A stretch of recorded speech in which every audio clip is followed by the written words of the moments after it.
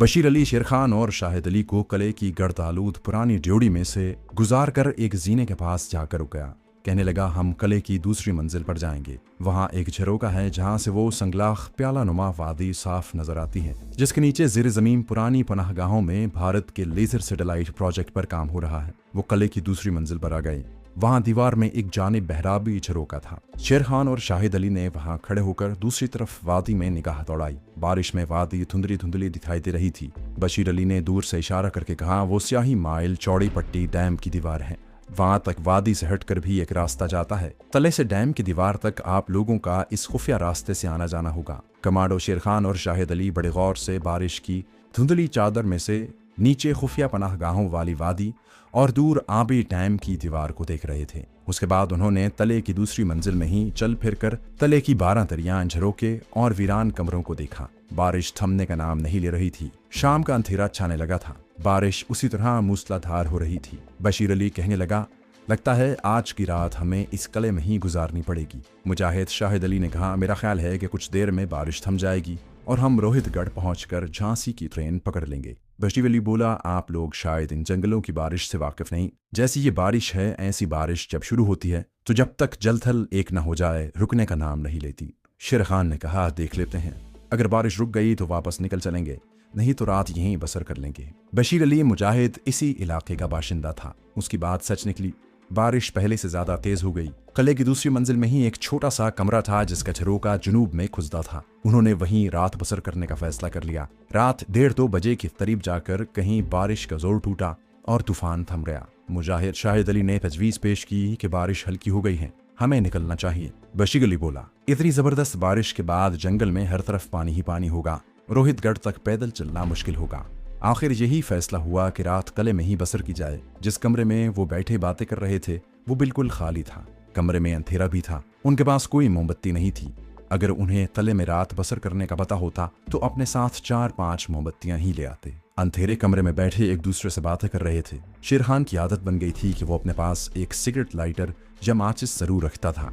उस वक्त भी एक माचिस उसके पास मौजूद थी। थोड़ी थोड़ी देर के बाद वो माचिस की तीली जलाकर उसकी रोशनी में एक दूसरे को पल भर के लिए देख लेते। बशीर अली तो एक तरफ फर्श पर पड़कर सो गया। शाहिद अली और शेर खान अभी तक जाग रहे थे। दोनों सख्त जान कमांडो थे और वक्त पड़ने पर रातों को जाग सकते थे। शेर खान ने शाहिद अली से कहा, तुम जहां बैठो मैं तले के दूसरे कमरों में जाकर देखता हूँ, शायद कहीं किसी ताक में रखी हुई कोई मोमबत्ती या दिया मिल जाए। उसे जलाकर कम से कम रोशनी तो कर सकेंगे। शाहिद अली बोला, इसकी क्या जरूरत है, बैठे रहो और 3 घंटे रात बाकी रह गई है। मगर कमांडो शेर खान न माना। कहने लगा, मैं 1 मिनट में आ जाऊंगा। ये कहकर कमांडो शेर खान कमरे से निकलकर बाहर राहदारी में आ गया। जहां उसने माचिस की तीली जलाकर उसकी रोशनी में दीवारों को देखा कि शायद किसी ताक में कोई मोमबत्ती वगैरह पड़ी हो, मगर ताक खाली पड़े थे। वो माचिस की तीलियां जलाते हुए आगे को चला। राहदारी जहां खत्म होती थी वहां से एक पत्थर का जीना ऊपर को जाता था। शेर खान जीना चढ़कर ऊपर गया तो माचिस जलाकर देखा कि ये एक खुला सा कमरा है जिसका एक झरोका जंगल की तरफ खुलता है। इस झरोके में से अब्र आलूद रात की बहुत ही धुंधली सी रोशनी अंदर आ रही थी। माचिस जलाकर शेर खान आगे बढ़ा तो उस कमरे के वस्त में छोटे से चबूतरे पर एक संदूक पड़ा हुआ था। करीब आकर देखा तो वो एक बोसीदा ताबूत था जिसके साथ जाले लिपटे हुए थे। जिस चीज की उसे तलाश थी वो उसे ताबूत के सरहाने की जाने पत्थर की एक ऊंची चौकी पर रखी हुई मिल गई। ये एक आधी इस्तेमाल शुदा मोमबत्ती थी। शेर खान ने पहला काम ये किया कि मोमबत्ती को माचिस की तीली जलाकर रोशन कर दिया। अब उसने झुककर ताबूत को देखा। ताबूत पर गर्द और लकड़ी के जालों की तह जमी हुई थी। शेर खान समझ गया कि ये कले में रहने वाले किसी पुराने खानदान के फर्द का ताबूत है। उसने मोमबत्ती हाथ में ले ली और इस ख्याल से वापस हुआ कि चलकर इस कमरे को रोशन करते हैं जहां शाहिद अली अंधेरे में बैठा उसका इंतजार कर रहा है। जैसे ही वो मोमबत्ती थाम कर वापस मुड़ा, उसे ठक ठक की आवाज सुनाई दी। शेर खान वहीं रुक गया। उसने पलट कर देखा, वहां कुछ भी नहीं था। ये सोचकर कि जंगल के किसी दरख्त पर हुदहुद परिंदे ने अपनी चोंच टहनी पर मारकर ठक ठक की आवाज पैदा की होगी, शेर खान वापस चल पड़ा। उसने अभी एक कदम ही बढ़ाया था कि वही ठक ठक की आवाज दोबारा सुनाई दी। अब शेर खान वापस मुड़कर ताबूत के पास आकर खड़ा हो गया। उसे ऐसा महसूस हुआ कि ठक ठक की आवाज ताबूत में से आ रही है। फिर उसे ख्याल आया कि इस ताबूत में तो सदियों पुराने किसी मुर्दे का पिंजर पड़ा होगा, अंदर से आवाज कैसे आ सकती है। वो यही सोच रहा था कि वही आवाज फिर सुनाई दी। 3 बजे रात का समा था। अंधेरे सुनसान जंगल में पुरस्रार तले का आसेबी माहौल। शेर खान आखिर इंसान था। एक लम्हे के लिए उसके जिस्म में खौफ की हल्की सी लहर दौड़ गई। दोस्तों, आगे बढ़ने से पहले आपसे गुजारिश है कि अगर आपने अभी तक इस चैनल को सब्सक्राइब नहीं किया तो इसे सब्सक्राइब कीजिए और वीडियो पसंद आने की सूरत में इसे लाइक, शेयर और कमेंट करके हमें बताइए कि आपको हमारी वीडियो कैसी लगी। तो आइए कहानी की तरफ चलते हैं। लेकिन दूसरे ही लम्हे उसके अंदर एक मुसलमान कमांडो मुजाहिद की जुर्रत और बेखौफी गालिब आ गई। जब तीसरी बार ताबूत के अंदर से ठक ठक की आवाज आई तो साफ मालूम हो रहा था कि ताबूत के अंदर से कोई ठक ठक कर रहा है। कमांडो शेर खान ने मोमबत्ती पत्थर की चौकी पर लगा दी और दोनों हाथों से ताबूत का ढकना उठाने की कोशिश की। थोड़ी सी कोशिश के बाद उसने ताबूत का ढकना उठा दिया। मोमबत्ती की रोशनी में शेर खान ने ताबूत के अंदर एक हैरत अंगेज दहशतनाक मंजर देखा। ताबूत के अंदर एक औरत का कटा हुआ सर था। ये कटा हुआ सर एक तश्त में रखा हुआ था। तश्त में खून ही खून था। औरत की आंखें बंद थी। नीले होंठ आहिस्ता आहिस्ता हिल रहे थे। कमांडो शेर खान ने इस किस्म का डरावना मंजर पहले कभी नहीं देखा था। उसने जल्दी से ताबूत बंद कर दिया, जलती हुई मोमबत्ती उठाई और वीरान किले के एक आसेब ज़दा कमरे से निकलकर सुनसान राहदारी में से गुजरता हुआ उस छोटे से कमरे में आ गया जहां शाहिद अली दीवार से टेक लगाए ऊँग रहा था। झरोके में से बारिश के दरख्तों पर गिरने की हल्की हल्की पुरस्रार आवाज पैदा हो रही थी। हवा और तेज बारिश का तूफान गुजर चुका था। अब सिर्फ हल्की हल्की बारिश हो रही थी। झरोके के बाहर जंगल में अंधेरा ही अंधेरा था। कमांडो शेर खान के कदमों की आहट से शाहिद अली ने चौंक कर देखा। शेर खान ने मोमबत्ती फर्श पर लगा दी। उनका गाइड मुजाहिद बशीर अली करीब ही फर्श पर गहरी नींद सो रहा था। शेर खान शाहिद अली के पास बैठ गया। शाहिद अली ने पूछा, ये मोमबत्ती तुम्हें कहाँ से मिली? शेर खान ने कहा, एक ताबूत के पीछे पत्थर की चौकी पर पड़ी हुई थी। शाहिद अली ने हैरानी से पूछा, ताबूत? ये ताबूत कहाँ से आ गया? शेर खान ने उसे सारी कहानी सुना दी। यह औसेबज़दा कहानी सुनने के बाद शाहिद अली मुस्कुराते हुए बोला, शेर खान, लगता है तुमने गुनूदगी के आलम में चलते हुए कोई ख्वाब देखा है। शेर खान ने कहा, हम लोग ख्वाब की दुनिया में नहीं, हकीकत की दुनिया में रहते हैं। अगर तुम्हें मेरी बात का यकीन नहीं तो चलकर खुद अपनी आंखों से देख लो। शाहिद अली कहने लगा, इस वक्त हमें कोई काम तो है नहीं, चलो थोड़ी देर चलकर यही देख लेते हैं। शेर खान ने मोमबत्ती पकड़ ली और रास्ता दिखाता शाहिद अली को उस कमरे में ले आया जहां उसने ताबूत के अंदर किसी औरत का कटा हुआ सर देखा था। ताबूत उसी तरह चबूतरे पर पड़ा था। शेर खान ने कहा, यह है वो ताबूत जिसके अंदर एक औरत का कटा हुआ सर तश्त में पड़ा है। तुम खुद ताबूत खोलकर देख लो। तवहुमात और डर खौफ से शाहिद अली का दिल भी पाक था। उसने फौरन आगे बढ़कर ताबूत का ढकना खोलकर अंदर झांक कर देखा और हंसकर बोला, कहाँ है औरत का कटा हुआ सर? यहाँ तो किसी मुर्दे की हड्डियों के सिवाय और कुछ भी नहीं। अब कमांडो शेर खान ने भी झुक कर देखा। वाकई ताबूत में सिवाय मुर्दे की हड्डियों के और कुछ भी नहीं था। औरत का कटा हुआ सर बमा तश्त के गायब था। शेर खान ने हैरत से कहा, यकीन करो शाहिद, मैंने औरत का कटा हुआ सर अपनी आंखों से देखा है। शाहिद अली बोला, तो फिर कहाँ चला गया? ये कहकर मुजाहिद शाहिद अली ने ताबूत बंद कर दिया और बोला, ये तुम्हारा वहम भी हो सकता है। आओ अपने कमरे में चलकर कुछ देर आराम करते हैं।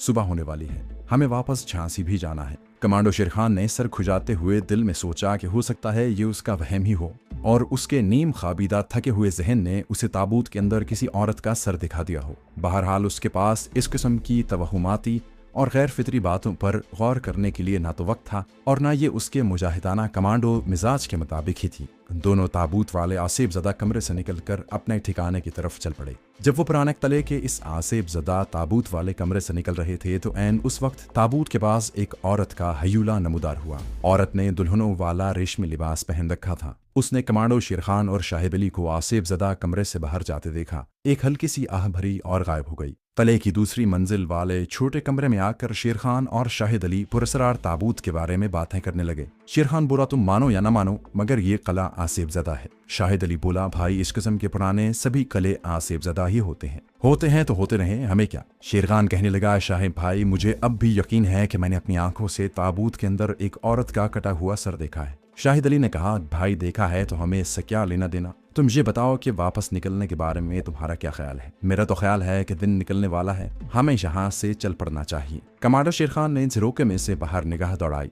अबरालूद आसमान पर शहर की धीमी धीमी सफेदी झलकने लगी थी। उसने कहा, ठीक है, हमें झांसी जाने वाली सुबह की गाड़ी मिल जाएगी, मैं बशीर को उठाता हूँ। उसने बशीर अली गाइड को जगा दिया। वो कलमा शरीफ पढ़ता हुआ उठ बैठा। झरोके में से आती शहर की धीमी धीमी रोशनी को देखते हुए बोला, सुबह हो रही है। शाहिद ने कहा, बारिश भी हल्की हो गई है, हमें वापस चल पड़ना चाहिए। बशीर अली ने कहा, हाँ, रोहितगढ़ से हमें बम्बई से झांसी जाने वाली सुबह की गाड़ी मिल जाएगी, चलो। तीनों मुजाहिद कले से निकल आए। अब सिर्फ बारिश की फुहार सी पड़ रही थी। शाहिद अली और शेर खान ने बशीर अली को कले के पुरस्रार ताबूत के बारे में कुछ बताने की जरूरत महसूस न की। रात भर की तूफानी बारिश ने जगह जगह गढ़ों में पानी भर दिया था। रात का अंधेरा आहिस्ता आहिस्ता शहर की सफेदी बनकर तहलील हो रहा था। गाइड बशीर अली उन्हें एक दूसरे रास्ते से जंगल से बाहर ले आया। वो जब रोहितगढ़ के रेलवे स्टेशन को जाने वाली कच्ची सड़क पर आए तो सुबह के उजाले में सड़क दूर तक खाली नजर आ रही थी। सड़क पर बेशुमार छोटे छोटे पत्थरों की बजरी सी जमा थी। वो पैदल चलते रोहितगढ़ के स्टेशन पर चले गए, जहां से उन्हें झांसी जाने वाली सुबह की गाड़ी मिल गई और वो झांसी पहुंच गए। मुजाहिद कासिम जान झांसी के मुजाहिदों की तंजीम की खुफिया पनाहगाह में बेचैनी से इन लोगों का इंतजार कर रहा था। उन्हें देखते ही बोला, खुदा का शुक्र है कि तुम लोग वापस आए। मैं तो यही समझा था कि तुम भारत की किसी CID के हत्थे चढ़ गए हो। कमांडो शेरखान ने कहा, रात बारिश का इस कदर जोरदार तूफान था कि हमें रात देवगिरी के तले में ही बसर करनी पड़ी। कासिम जान बोला, ठीक है, ये बताओ कि तुम लोगों को टारगेट को करीब से देखने का भी मौका मिला या नहीं। मुजाहिद शाहिद अली कहने लगा, जितना देखना जरूरी था उतना हमने देख लिया है, अब हमें अपना मिशन शुरू कर देना चाहिए। मैं खुद भी यही चाहता हूँ, कासिम जान ने कहा। कमालो शेर खान ने कहा, डैम की चट्टानी दीवार हमारा असल टारगेट है। हमारे पेश नज़र इस वक्त 2 मरहले हैं। पहले मरहले में हमें डैम की दीवार में सुराख डालने हैं। दूसरा मरहला इन सुराखों में ऐसा बारूद भरना है जो मिकदार में कम हो लेकिन तबाही में इंतहाई धमाकाखेज हो। सबसे अहम मसला इस वक्त डैम की दीवार में सुराख करने का है। ये सुराख किसी प्रेशर ड्रिल के बगैर नहीं डाले जा सकेंगे, और प्रेशर ड्रिल खा कितना ही छोटा क्यों ना हो, उसकी आवाज़ ज़रूर पैदा होगी जो हमारे लिए खतरनाक साबित हो सकती है। इस मसले का हल सबसे पहले सोचना है। कासिम जान बड़े गौर से शेर खान की बात सुन रहा था। कहने लगा, समझो कि ये मसला हल हो चुका। उसके बाद कासिम जान ने कोने में पड़े संदूक में से छोटे साइज की एक मोटर निकाल कर शेर खान और शाहिद अली को दिखाई और कहा, यह मोटर बैटरी से चलती है। इसके आगे बेहद मजबूत फौलादी कटर लगा हुआ है जो सख्त से सख्त पत्थर में भी बड़ी तेजी से सुराख डाल सकता है। शेर खान और शाहिद अली मोटर को गौर से देखने लगे। ये मुख्तसर से साइज की मोटर थी। इसके एक खाने में बैटरी लगी थी। मोटर के आगे 3 ब्लेडों वाला नोकीला कटर था। इन फौलादी ब्लेडों का साइज नोक के पास आधा इंच से भी कम था, लेकिन पीछे इनका साइज 2 इंच था। कासिम जान कहने लगा, ये जर्मनी की बनी हुई काबिल एतमाद और ताकतवर मोटर है। इसमें जो बैटरी फिट है वो चार्ज की बनी हुई है और 6 घंटे तक काम कर सकती है। मेरे साथ बाहर आओ। कासिम जान ने कटर मोटर अपने हाथ में उठाई और शाहिद अली और शेर खान को लेकर पनाहगाह के बाहर आ गया, जहां बाएं जानिब एक चट्टान जमीन से तकरीबन 10 फुट बाहर निकली हुई थी। कासिम जान ने ड्रिल की नोक चट्टान पर एक जगह लगाई और उसका बटन दबा दिया। बड़ी धीमी आवाज के साथ ड्रिल ने चलना शुरू कर दिया। ड्रिल की नोक देखते देखते चट्टान की दीवार में घुस गई। उसके बाद ड्रिल के 2 इंच चौड़े मजबूत ब्लेड भी चट्टान के सुराख के अंदर चले गए और 2 मिनट के अंदर अंदर चट्टान में 3 इंच चौड़ा और तकरीबन 10 इंच गहरा शगाफ डाल दिया। कासिम जान ने ड्रिल बाहर निकाल ली। ड्रिल की मोटर चल रही थी। उसने कहा, तुम देख रहे हो कि इसकी आवाज इतनी धीमी है कि डैम के ऊपर सिक्योरिटी गार्ड तक इसके पहुंचने का सवाल ही पैदा नहीं होता। कासिम जान ने ड्रिल की मोटर बंद कर दी। शाहिद अली झुककर चट्टान के 3 इंच के सुराख को देखने लगा। शेर खान ने ड्रिल को लेकर उसका अच्छी तरह से जायजा लिया। फिर उसने भी चट्टान के सुराख को गौर से देखा। कासिम जान बोला, ड्रिल का साइज लंबाई में पूरे 12 इंच है। ये बड़ी आसानी से चट्टान में 10 इंच लंबा शगाफ डाल सकती है। कमांडो शेर खान ने कहा, लेकिन कासिम भाई, डैम की दीवार बहुत बड़ी है। इसको धमाके से उड़ाने के लिए हमें कम से कम 2 फीट तक गहरा सुराख डालना होगा। कासिम जान ने जवाब दिया, ये मैं जानता हूँ, लेकिन इससे बड़ी ड्रिल की मोटर की आवाज बहुत ज्यादा होगी जो हमारे मिशन के लिए खतरनाक होगी। बाकी जहां तक डैम की मजबूत दीवार में धमाका करने का सवाल है, इसका भी हल हमारे पास मौजूद है। अंदर आ जाओ। वो लोग अंदर छोटे से कमरे में आ गए। कासिम जान ने कोने वाले संदूक में से ही स्टील का एक चौकोर डिब्बा निकाल कर खोला। इसमें इंजेक्शन के सिरिंज साइज के शीशे की नलियां एक दूसरे के ऊपर रखी हुई थी। कासिम जान ने एक शीशी बड़ी एहतियात से उठाकर शेर खान और शाहिद अली को दिखाई और बोला, देखने में ये एक नाजुक सी नलकी है, लेकिन इसमें जो कीमियावी स्याह रंग का मवाद भरा हुआ है, इसमें इतनी ताकत है कि इसका धमाका 12 फुट मुरब्बा चट्टान को रेजा रेजा कर सकता है। शाहिद अली ने पूछा, क्या आपने इसका तजुर्बा किया है?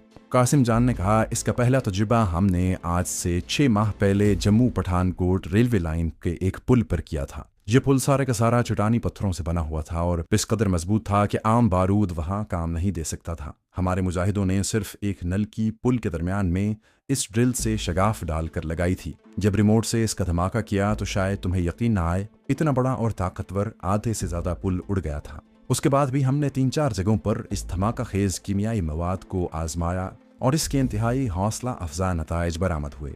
मुझे यकीन है कि डैम की दीवार में अगर 5-5 फुट के फासले पर 10 शगाफ डालकर उनमें ये नलकियां लगाकर रिमोट से एक ही दफा धमाका किया जाए तो दीवार में कम से कम 100 फुट चौड़ा शगाफ जरूर पड़ जाएगा।